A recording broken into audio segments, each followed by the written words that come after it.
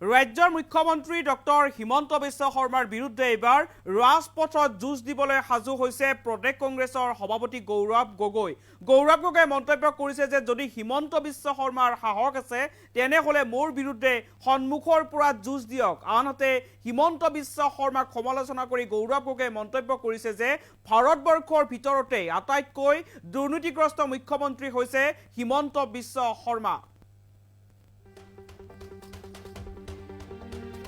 আদালতত নহয় ৰাজপথত যুঁজিম মুখ্যমন্ত্ৰী হিমন্ত বিশ্ব শৰ্মাৰ বিৰুদ্ধে। মুখ্যমন্ত্ৰী যদি সাহস আছে তেনেহ'লে মোৰ বিৰুদ্ধে সন্মুখৰ পৰা যুঁজ দিয়ক। ভাৰতবৰ্ষৰ আটাইতকৈ দুৰ্নীতিগ্ৰস্ত মুখ্যমন্ত্ৰী হৈছে হিমন্ত বিশ্ব শৰ্মা। মুখ্যমন্ত্ৰীৰ দুৰ্নীতি ফাদিল কৰাৰ বাবে আমাৰ ওপৰত মানহানিৰ গোচৰ দিছে।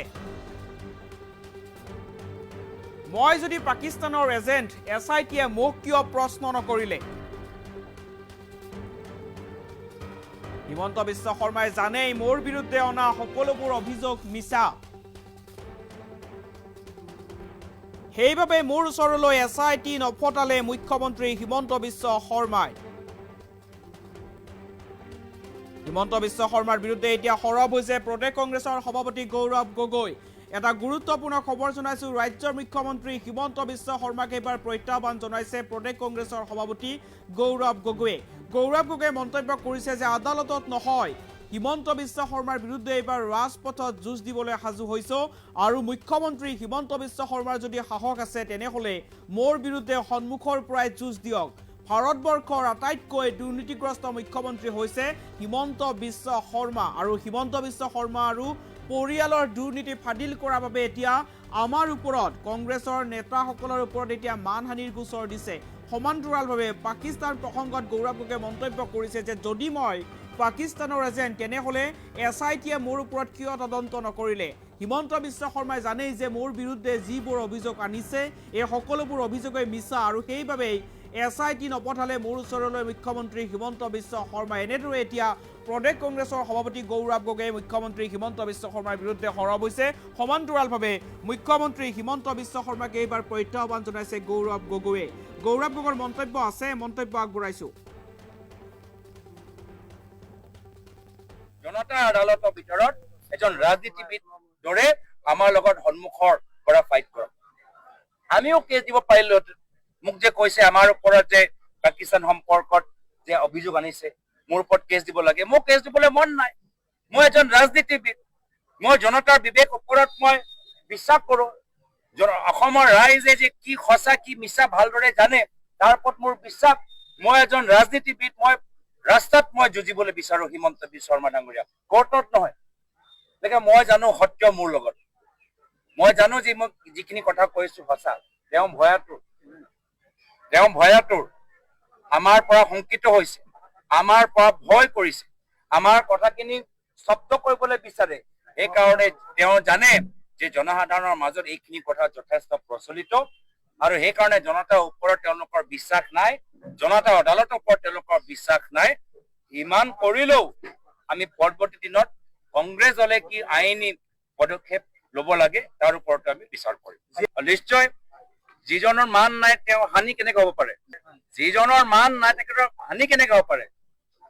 ৰাহুল গান্ধী ডাঙৰীয়াই ঠিকেতে কৈছে আটাইতকৈ দুৰ্নীতিগ্ৰস্ত মুখ্যমন্ত্ৰী হ'ল হিমন্ত বিশ্ব শৰ্মা আৰু তেখেতৰ দুৰ্নীতি ফাদিল কৰোঁতে এতিয়া তেওঁ মানহানি দিছে। এতিয়া হিমন্ত বিশ্ব শৰ্মা ডাঙৰীয়া কিবা মান আছে নেকি যে মানহানি হ'ব পাৰে? মান থাকিলেহে হানি হ'ব। কাৰ্যসূচী আপোনালোকে দেখিছে যে আজি আমি বাবু ছবিলাল উপাধ্যায়দেৱৰ প্ৰতিমূৰ্তি স্থাপন কৰিছো আৰু বিভিন্ন অঞ্চলত আমাৰ সময় পৰিৱৰ্তনৰ যাত্ৰা অব্যাহত আছে। আমি বিভিন্ন ঠাইত আমি দলৰ কৰ্মী ৰাজনৈতিক খবৰটো মই শুনিছো যে সৰ্বানন্দ সোণোৱাল ডাঙৰীয়া হিমন্ত বিশ্ব শৰ্মা ডাঙৰীয়া দেখিবই নোৱাৰে। আমিতো একেলগে আছো, একে বাছত উঠিছো, ময়ো ৰাজনৈতিক খবৰ পাইছো, এনেকুৱা দেখিবই নোৱাৰে। মই জানিবলৈ বিচাৰো SIT এবাৰো মোৰ ওচৰত আহি একে প্ৰশ্ন নকৰিলে কিয়? যদি ইমানেই গুৰুত্বপূৰ্ণ প্ৰশ্ন যদি মুখ্যমন্ত্ৰী স্বয়ং জানিবলৈ বিচাৰে নিজৰ গতিত SITক মোৰ ওচৰত পঠাব লাগিছিল, এবাৰো নপঠালে। কওকচোন, তেওঁ নিজে জানে। জনতা আদালতৰ ভিতৰত এজন ৰাজনীতিবিদ দৰে আমাৰ লগত সন্মুখৰ পৰা ফাইট কৰক। আমিও কেছ দিব পাৰিলোহেঁতেন। মোক যে কৈছে আমাৰ ওপৰত যে পাকিস্তান সম্পৰ্কত যে অভিযোগ আনিছে, মোৰ ওপৰত কেছ দিব লাগে, মোক কেছ দিবলৈ মন নাই। মই এজন ৰাজনীতিবিদ, মই জনতাৰ বিবেক ওপৰত মই বিশ্বাস কৰো। অসমৰ ৰাইজে যে কি সঁচা কি মিছা ভালদৰে জানে, তাৰ ওপৰত মোৰ বিশ্বাস। মই এজন ৰাজনীতিবিদ, মই ৰাস্তাত মই যুঁজিবলৈ বিচাৰো হিমন্ত বিশ্ব শৰ্মা ডাঙৰীয়া, কোৰ্টত নহয়। গতিকে মই জানো সত্য মোৰ লগত, মই জানো যে মই যিখিনি কথা কৈছো সঁচা। তেওঁ ভয়াতুৰ আমাৰ পৰা শংকিত হৈছে, আমাৰ পৰা ভয় কৰিছে, আমাৰ কথাখিনি স্তব্ধ কৰিবলৈ বিচাৰে। সেইকাৰণে তেওঁ জানে যে জনসাধাৰণৰ মাজত এইখিনি কথা যথেষ্ট প্ৰচলিত, আৰু সেইকাৰণে জনতাৰ ওপৰত তেওঁলোকৰ বিশ্বাস নাই, জনতা আদালতৰ ওপৰত তেওঁলোকৰ বিশ্বাস নাই।